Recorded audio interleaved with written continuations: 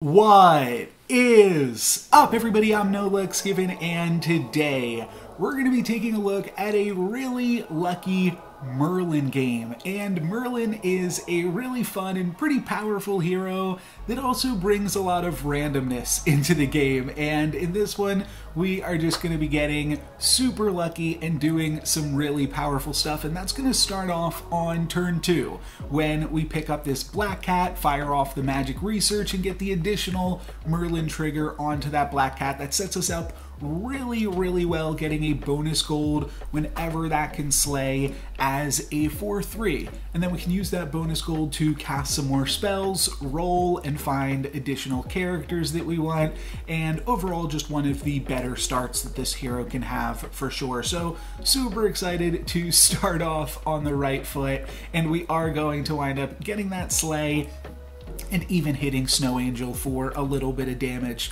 I'll cast a Shrink spell after that, and then we can pick up 3 more characters. We do get another Merlin hit onto that Kitty Cutpurse once again, and now we get to pick up an additional character. So I'm going to pick up this Baby Root and double support this Kitty Cutpurse. It's a little bit awkward to have Kitty Cutpurse in the second position behind a Black Cat, because the Black Cat will have to attack twice before the Kitty gets to attack, but as an 8/7, I think that it is going to be okay and going to be able to survive. It will have to dodge this Labyrinth Minotaur, but it is able to do so, and then we are able to get a slay and just get 1 additional gold here, and we're going to keep on supporting this kitty. We are going all in on the Kitty Cat. I'm going to pick up a Magic Research first, though, or not a Magic Research, a Forbidden Fruit. Don't know why I said that. And then I'm going to move Kitty Cutpurse into slot 1 where it belongs, so that way it can definitely be slain, and I think that this is good. I wind up supporting Kitty Cutpurse with the Wicked Witch, just because I want to grab as much health onto that as possible to ensure that I'm grabbing that bonus gold from it every turn. And this shop does present some interesting options with a Mummy. I think that could be a good pickup because we've got so much evil stuff, but gonna wind up not worrying about that. And we get another slay with the Kitty Cutpurse. So we're basically just playing Share Bear Merlin, going very well for us here, obviously, but there are some units that I really want to pick up as Merlin, and that's why I want to find some mages, because Spellweaver and Wizard's Familiar are both going to be really strong, so that way when we hit level 4, we can start trying to pick up monster books. Now that's not going to stop me from picking up a Queen of Hearts here. A pair of queens is really good. The only thing that is a little bit awkward, of course, is the fact that we cast this Falling Stars already this turn, so if we play Queen, it is going to die immediately. So I wound up moving some things around, definitely a bit of a puzzle, but then picking up 1 Queen of Hearts, and just wanted to play the strongest board that I could for this turn, while also picking up a queen and locking on to another one. So this is what I decided on. There were definitely some other ways to play it as well, but we're looking good. We are going to get that slay with Kitty Cutpurse yet again. And then Trojan Donkey is going to do some nice stuff for us and summon additionally. I'll pick up Queen of Hearts and then a Candy Rain, and we get +2/+2 on that queen that we just picked up, so that is looking quite powerful now. And we just need 1 more evil unit to cap off the board, and how about a pair of Spellweavers? So that's going to give us a tier 3 treasure and Crystal Ball. Pretty good stuff. That's basically the luck of this game. We are going to be able to grab Crystal Ball, which I'm not locked onto when I play Merlin, right?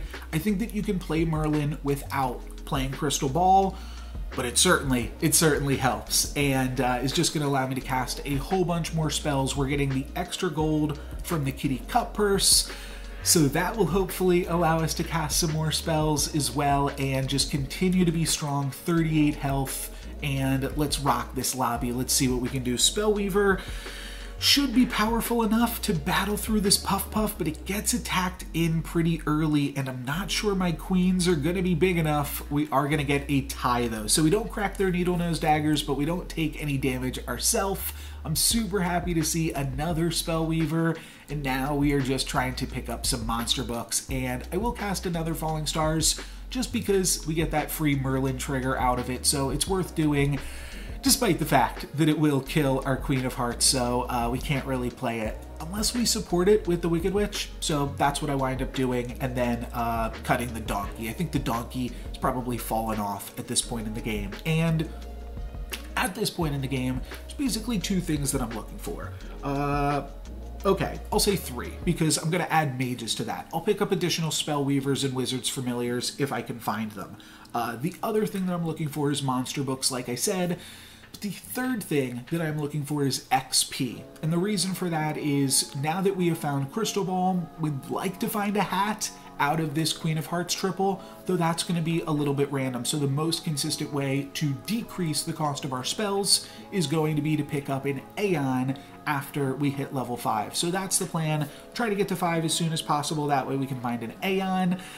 I don't know if I want to spend 5 gold to do it, so I roll past that Wish Upon a Star. Then we find the Queen of Hearts, but that doesn't get me any good treasures, so I'll wind up rolling past that and into this monster book. And from there, we can just cast this Witch's Brew, or we can just roll and try to find some additional copies of monster book. So that's what I'm going to do. I'm going to keep on rolling, roll it down, and another monster book is definitely a welcome sight. So do want to figure out what I want to sell here. I think that the Black Cat is good because it pumps up the Queen of Hearts, though Black Cat a little bit awkward because, like, we don't want the Merlin triggers to go onto that. So that part's a little bit awkward. And one thing that is always interesting with Merlin is you kind of want to keep your hand low and your other random units low, so that way your triggers are more likely to go onto the characters that are going to be sticking around a little bit longer. Because of that, I think about selling off the Black Cat to pick up the Reckless Wager, but I'm not going to be that reckless with it. Hopefully we still have the stats to win this combat, but my opponent with a huge Wizard's Familiar is looking a little bit spooky, a little bit scary, and we will wind up taking our first loss.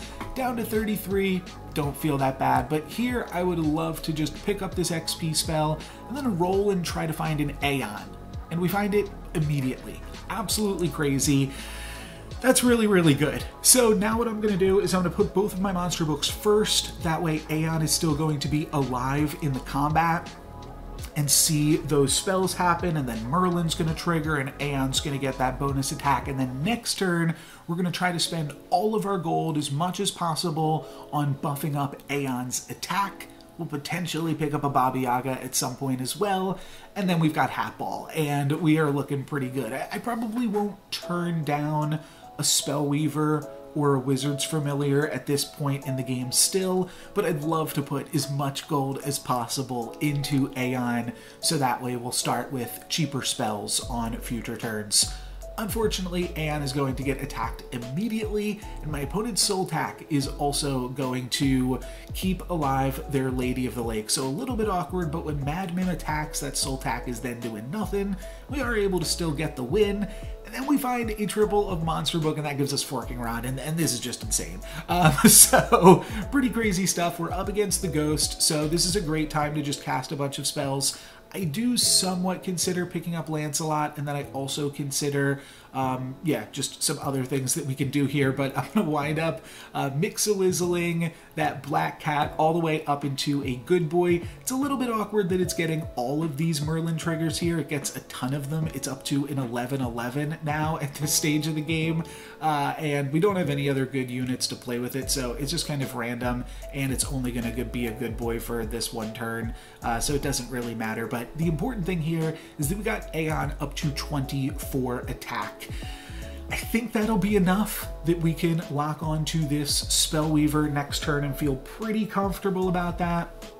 Then we'll sell off the Queen of Hearts and the Black Cat and just start ripping through some more spells. We've got Forking Rod plus Crystal Ball, and our spells are going to cost at least one less on our next turn, so that's really good. Monster Book dies, so Aeon gets to give a bunch more stats to everything, and then we will kill our opponent before Aeon can slay again, but it did survive that whole time, which is sweet. I'm going to wind up selling off the Black Cat now before casting some spells, so that way we can not worry about where those things are going. And then we're going to get a Siren. I'm going to Mix-a-Wizzle that up to a Jormungand. And we are looking pretty strong. I will immediately sell off the Golden Chicken again because I don't want the Merlin triggers to go onto that. And then I eventually do find another mage. We're going to pick up a Wizard's Familiar, throw that on the board before casting 2 more spells here. A Wormroot. I'll sell off the Kitty Cutpurse now eventually. Just so that way, again, and you can see the Wizard's Familiar getting some of those hits. Just so that we're playing into that a little bit more. That's just something I like to do to optimize my Merlin a little bit more. I'll lock onto a Witch's Brew here. I think it's as fine as any other spell, and we are definitely going to be slaying with Aeon.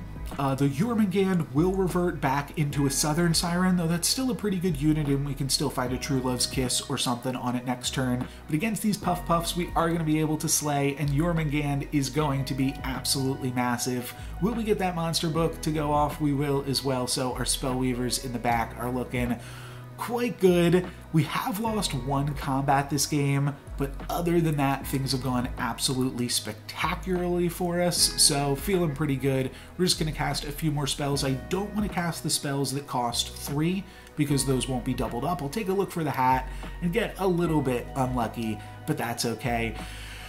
From here, just looking to cast some more spells. I'll pick up an Ogre Princess because it is a royal and a good character, so that seems nice. And then we find a Scion of the Storm, so I'm feeling pretty good about that one. I will also go for a Shard of the Ice Queen, but an absolutely massive Scion of the Storm just doesn't even seem fair with how lucky this game has been for us. So this is going to be quite powerful. 200, and then we also have these backline absolutely massive Spellweavers, and I'll finish off the turn with a double cast of Fireball.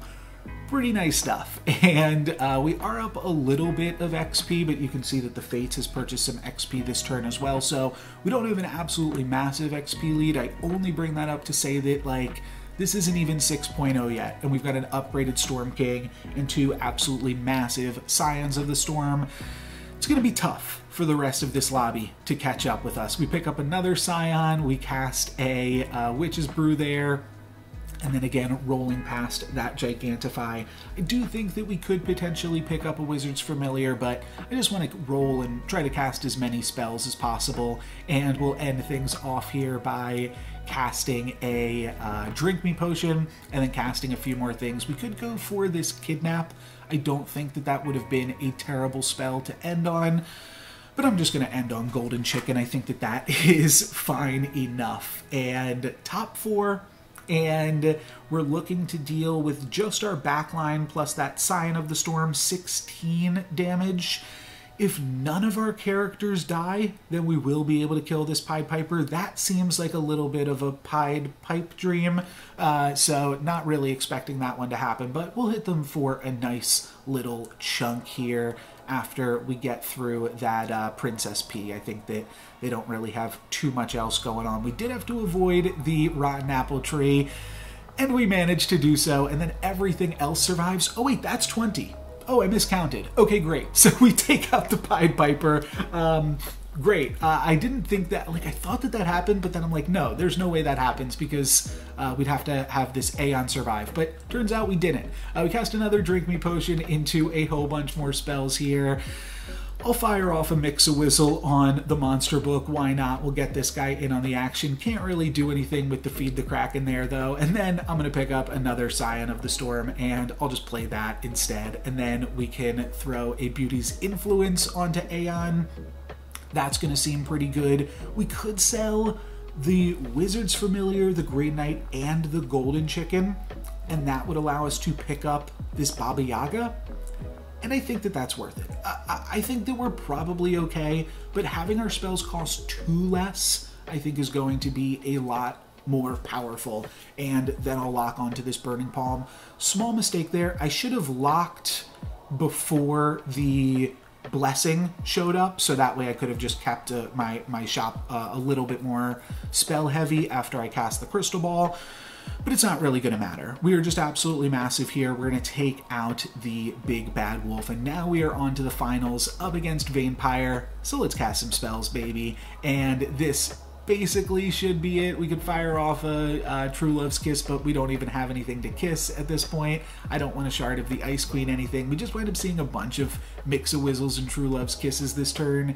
Maybe could have gone for it. I don't know. I think that we're okay here. And then, yeah, just a few more spells to finish things off. But that is going to be it. A really, really quick one. Because it's so quick, I'm actually going to show off one other lucky Merlin clip at the end of this one, assuming that we win this combat. But like I said, we are really, really strong for this stage of the game. We just really hit on all of the treasures and all of the characters on basically exactly when we wanted to find them. So yeah, just kind of a disgusting game. Still wanted to show it off. I don't really have much to take for it. I just got very lucky, but hey, you play good, you get rewarded. We did have that black cat earlier on, and maybe not every player would make those same early game decisions that we did. So that definitely rewarded us with a nice little victory here. An easy first place with Merlin. This game also has some insane luck involved. We use a treasure map to grab a forking rod, and then on 4.2 we roll into a masquerade ball with a bunch of 4s in the shop. Well, actually 2 4s, but they both turn into trees, and I also already have a pair of baby roots. So we're definitely playing some trees this game, and that gives us a ton of tempo. I'm going to wind up selling off basically my whole board here to pick up some trees. Again, as Merlin, I don't mind selling off my whole board, so that way we are more likely to have our spells trigger and just give us additional stats onto these trees. So we will jump ahead a little bit playing up against the Ghost here.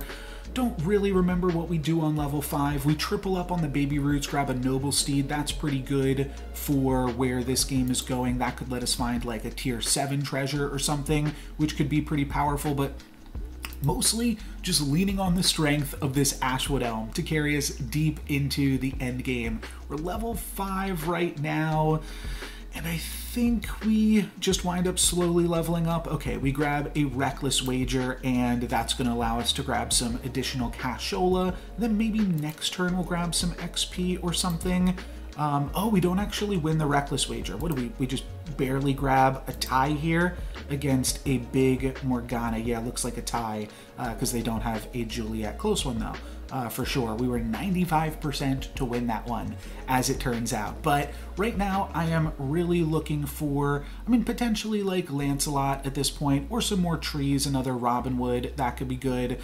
Just some more spells to potentially have things land onto Ashwood Elm is also definitely up my alley, but we are looking pretty good right now. I'll jump ahead after that, and I guess I will cast this Ride of the Valkyrie again, just to potentially have some stats land onto the Ashwood Elm. But this is a pretty good board for 5.2, I would certainly say. So we're definitely strong enough that we are going to be able to battle up against Gwen, and then once we hit 6, I am really just looking to find either Hercules or Lancelot and find some nice treasures to go along with these nice trees. And then of course Echo Wood, additional Ashwood Elms, additional burning trees, all of that is going to be good as well.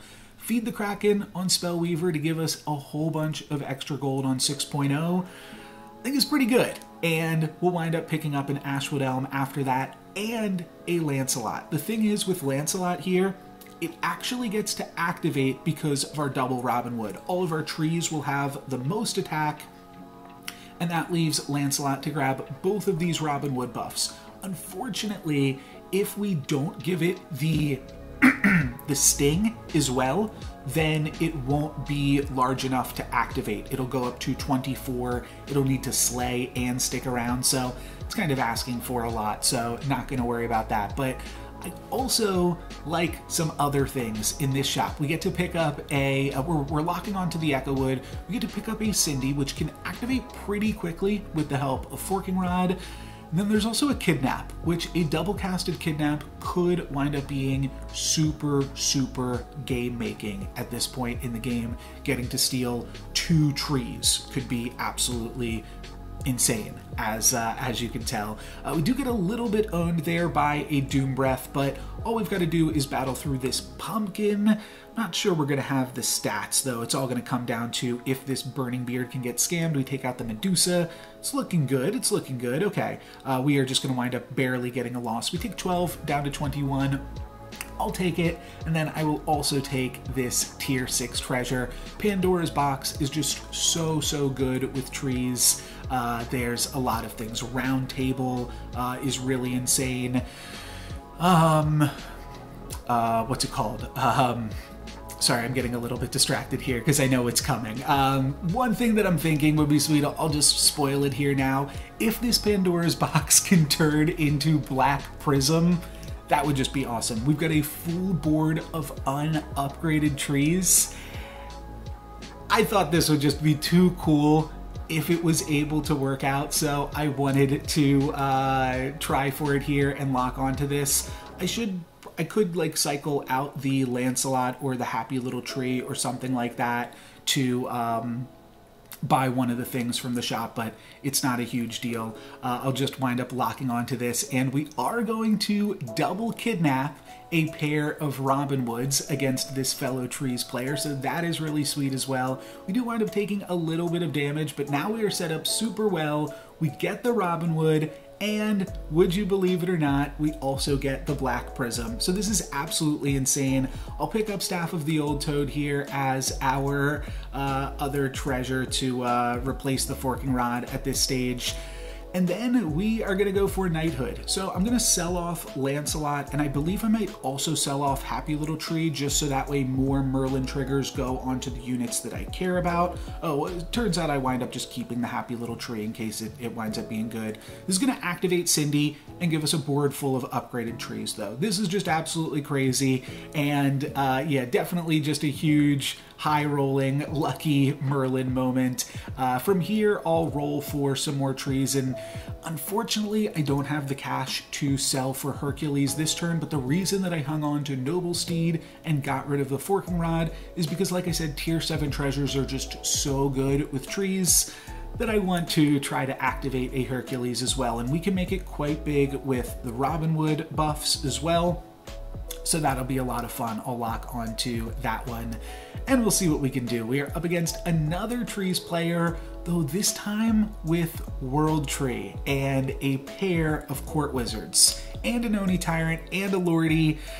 This one's going to be tough. We're going to have our Echo Wood go all the way, and unfortunately, we are not going to be able to do so. This Echo Wood is just way too big, and these bonus attacks are way too much to power pass. So take a little bit more damage, but we are not out of it yet. We'll pick up the Hercules. That's going to get plus 14 attack from both Robin Hoods, which means it's going to go up to, how much is that? 14. That goes up to 40, and then it goes up to 54. So that was kind of the idea there. Hercules will be able to activate in one, potentially, up against the Ghost, and a tier 7 treasure could help us battle in this lobby. So that's looking really sweet. Could have also gone for the Croc spell and grabbed a bunch of treasures that way, but I'm just going to wind up locking on to another Echo Wood. I feel like the tier 7 treasure from the Hercules should be good enough. Kind of forgot I had the Black Prism even to cast a bunch of Merlin triggers. Probably should have been looking heavier at casting some more spells, but that is going to be good enough for me for right now. And then I kind of mess up. I put in the Baby Root because I want to give Robin Hood or the Hercules additional staying power. I wind up giving it not enough attack to actually activate in one turn, but I guess this is kind of a comedy and tragedy video. We actually get totally scammed by this Ghost. They get really good summons off of their pumpkin, plus they still had a backline Medusa, and they just absolutely wreck us here with Medusa taking out my characters, and then we lose, just barely, to the Ghost. So a really awkward third place finish. We were supposed to win that one, but we wind up just barely not cutting it, and we wouldn't have even grabbed the tier 7 treasure this turn because I made that mistake at the last second. So didn't want to build up for a full video with this one, but certainly some really cool turns there with the Forking Rod Masquerade Ball and then the Black Prism Knighthood, which we were just super well set up for. Still, I think a very lucky Merlin game. Just a little bit unlucky at the end, but that is going to be it for me today, guys. Thank you very much for watching. I'm No Luxx Given. Peace.